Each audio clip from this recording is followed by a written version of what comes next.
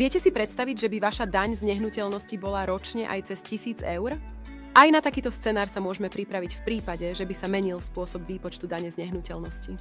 V súčasnosti si výšku dane určujú samosprávy a vypočítava sa podľa rozlohy nehnuteľnosti. V zahraničí je však bežný spôsob výpočtu dane podľa trhovej ceny nehnuteľnosti. Napríklad v Rakúsku ročne maximálne do výšky 1% z hodnoty nehnuteľnosti. Pomer vybraných daní z nehnuteľnosti ku HDP je na Slovensku jeden z najnižších v Európskej únii a zmena počítania dane by tak prispela do verejných financií.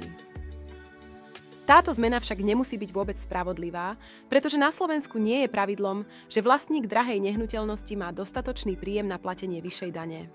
Príkladom sú napríklad dôchodcovia žijúci vo veľkých domoch, ktoré rokmi získali na hodnote. Aký je váš názor? Je podľa vás západný spôsob počítania dane pre našu krajinu vhodný?